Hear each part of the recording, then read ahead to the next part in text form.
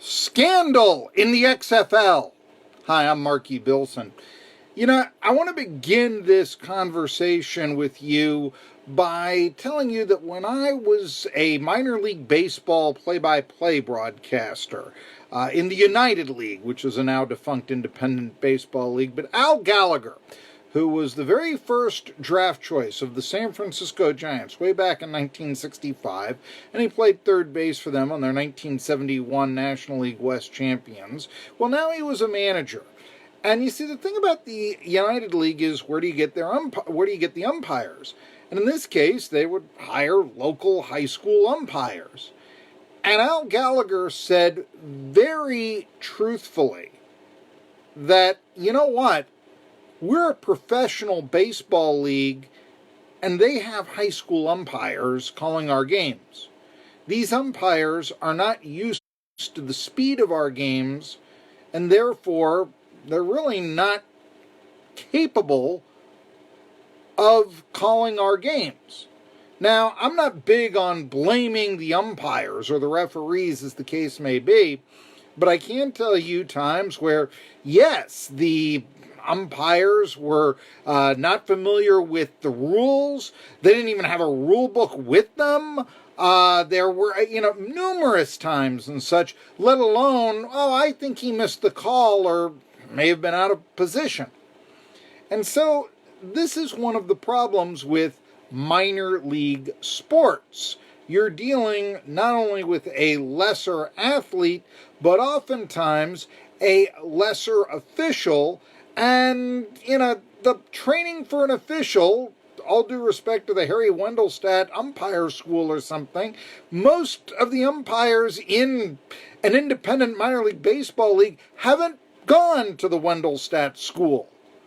They haven't. And I wonder about the officials now in the XFL. If you're not familiar, on Saturday, the Seattle Dragons stopped the Houston Roughnecks. There's a couple of teams there for you, but no, Houston is in first place. And Seattle stopped the Roughnecks at the Seattle 20-yard line with 2 seconds left. XFL has different timing rules, so the Houston Roughnecks thought they could run out the clock, and they couldn't. Seattle got them. And they should have gotten the ball back down by 9 points, which at around the 20-yard line, plenty of time for a legitimate pass to be thrown into the end zone.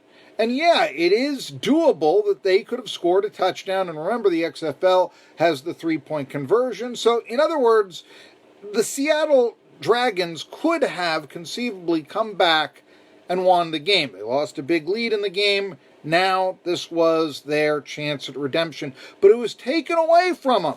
Totally taken away from them by the XFL officials who did not maintain the clock properly. Numerous TV replays said there are 2 seconds left on the clock. Wait a minute. Nobody got the referees who were leaving the yard. Nobody said clear the field to the players who went out there. It was stunning.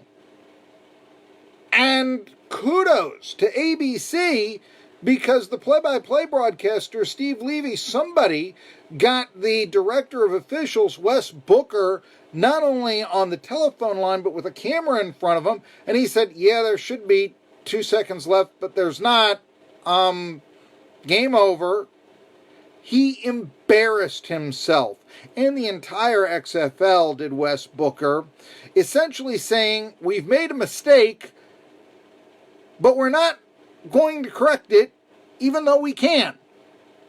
All it would have taken was a phone call. Hey, you got to get back on the field.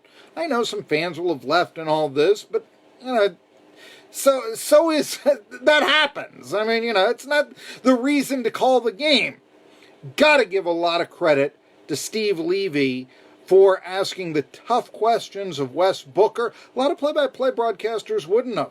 They would see themselves as extension of the XFL Public Relations Department. Levy asked the tough questions, basically got Wes Booker to identify himself as an incompetent, and Booker has been reassigned by the XFL, as he should be for that fiasco.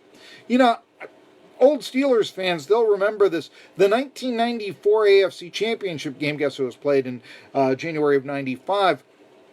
But the Steelers were stopped on 4th and goal from the 3 with about 17 seconds left, and down 17-13, and thought game over.